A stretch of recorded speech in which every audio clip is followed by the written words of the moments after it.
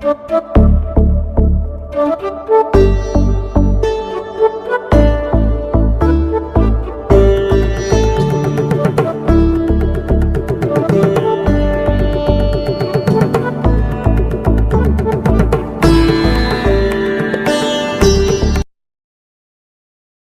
नमः।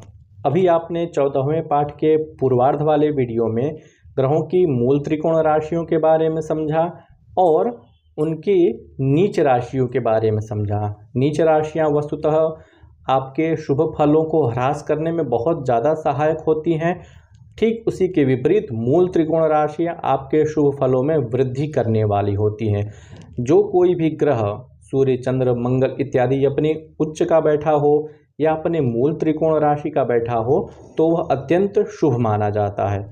किंतु वह मूल त्रिकोण राशिस्थ ग्रह या फिर अन्य राशिस्थ ग्रह ठीक इसके विपरीत स्थिति में चला जाए, मतलब नीच राशि में चला जाए, तो वह अपना समस्त शुभ फल त्याग देता है और अशुभ फल देने लगता है।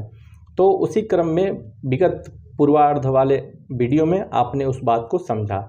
इस वीडियो में आप मुख्य रूप से ग्रहों से संबंधित जो षड वर्ग की परिकल्पना की गई है कि किस वर्ग से क्या क्या विचार करना चाहिए, इन षड वर्गों का क्या महत्वपूर्ण स्थान होता है ज्योतिष शास्त्र में और उसका परिज्ञान किस प्रकार से करना चाहिए, उनसे कौन कौन से विशेष विषय विचार किए जाते हैं, उन षड वर्गों की क्या संज्ञाएं हैं, इन सभी के विषय में आचार्य वराहमिहिर ने राशि प्रभेदाध्याय के 23वें श्लोक में कहा है।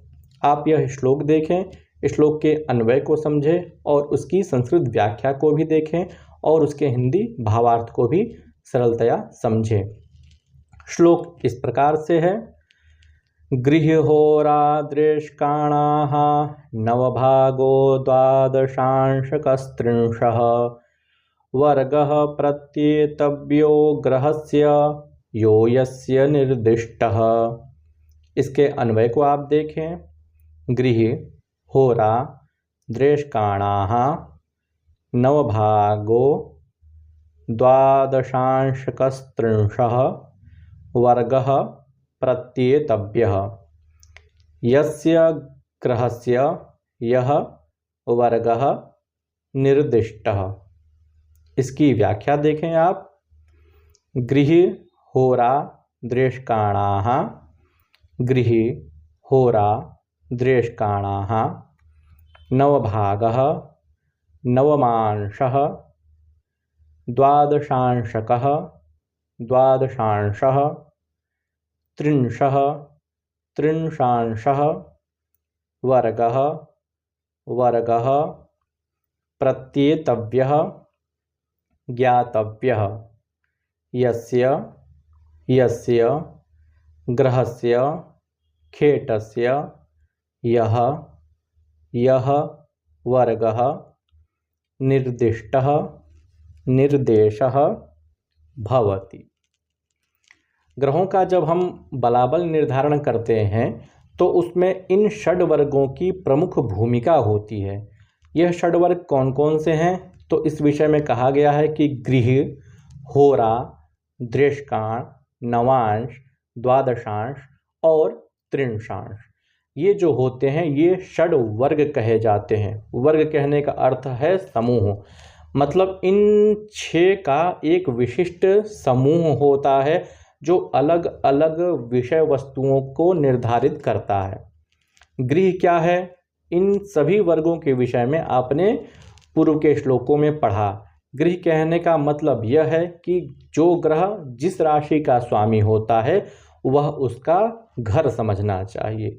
जैसे मेष राशि का स्वामी क्या है, मंगल, तो मंगल उसका घर हुआ मेष राशि, तो यह हुआ गृह। तो जो 6 परिकल्पना की गई है, गृह होरा दृष्काण नवांश द्वादशांश त्रिंशांश, इनका एक विशिष्ट संबंध होता है फलादेश निर्धारण के संबंध में। मतलब जो जन्म कुंडली हमारी बनती है वह एक प्रकार से कह लीजिए कि वह गृह का प्रतिनिधित्व करती है, अर्थात कौन सा ग्रह कौन से राशि में बैठा है या फिर कौन से घर में बैठा है, कौन से गृह में बैठा हुआ है। तो जो ग्रह अपने घर में बैठा है तो उसका उत्तम फल कहा जाता है। इसी प्रकार से जो दूसरा षडवर्ग आता है, मतलब षडवर्ग में जो दूसरे स्थान का होता है वह है होरा। होरा के विषय में आपने पहले पढ़ा कि राश्यर्धम होरा, अर्थात राशि के आधे भाग को होरा कहते हैं। मतलब एक राशि में 2 होरा होती है।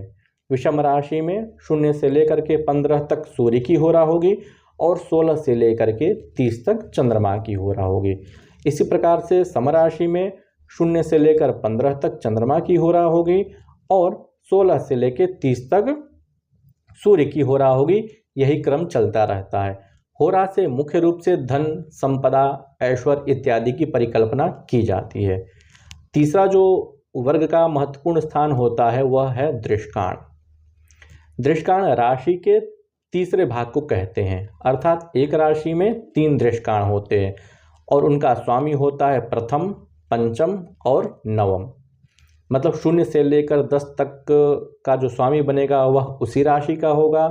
11 से लेकर के 20 तक का जो रहेगा वह उससे पंचम राशि का रहेगा और 21 से लेकर 30 तक रहेगा वह उससे नवमी राशि का रहेगा। दृष्काण के विषय में आगे जब आप पढ़ेंगे तो उसमें दृष्काण के माध्यम से चोरों का निर्धारण, प्रश्न कुंडली में उसकी किस प्रकार से उपयोगिता की जाती है, आकृति का परिज्ञान किस प्रकार से किया जाता है, शुभाशुभ फल में समय कब प्राप्त हो, मतलब ग्रह कौन से दृष्काण में है तो उसका फल राशि के आरंभ में होगा, अंत में होगा, मध्य में होगा, इन सभी का परिज्ञान भी दृष्काण के माध्यम से किया जाता है। चौथा जो वर्ग में आता है नवमांश, यह बहुत ही महत्वपूर्ण कहा जाता है। नवमांश एक प्रकार से चरण का भी प्रतिनिधित्व करता है, क्योंकि एक राशि में 9 चरण होते हैं और 9 नवमांश होते हैं, तो प्रत्येक नवमांश प्रत्येक चरण का बोधक होता है। अमुक ग्रह अमुक नवमांश में है अथवा अमुक चरण में है, दोनों एक ही बात है। नवमांश से विशेष रूप से जीवन साथी के विषय में विचार किया जाता है। इसी प्रकार से द्वादशांश जो होता है, मतलब राशि के 12वें हिस्से को द्वादशांश कहते हैं, जो 2 अंश 30 कला का होता है। द्वादशांश से भी विशेष विषय विचार किए जाते हैं जो आगे के पाठ में आपको बताए जाएंगे। और इसी प्रकार से त्रिंशांश, जब आप स्त्री जात का अध्याय पढ़ेंगे तो उसमें त्रिंशांश के माध्यम से विशेष रूप से स्त्रियों के शुभाशुभत्व फल के बारे में बताया गया है।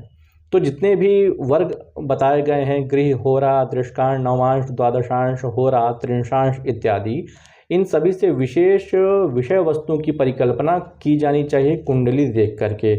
यदि कोई जातक अपने जीवन में धन, ऐश्वर्य, वैभव इत्यादि प्रश्न को पूछ रहा है तो उससे संबंधित जो वर्ग है अर्थात जो होरा है, उससे उसके धन, ऐश्वर्य, संपदा इत्यादि का विशेष विचार करना चाहिए। गृह से या जन्म कुंडली से तो सारी चीज़ों का विचार अवश्य करना ही चाहिए, लेकिन जो संबंधित विशेष वर्ग होते हैं उनका भी विशेष रूप से विचार करना चाहिए। तो यह जो षडवर्ग होते हैं यह बहुत ही महत्वपूर्ण कहे जाते हैं ज्योतिष शास्त्र के अध्ययन के प्रसंग में।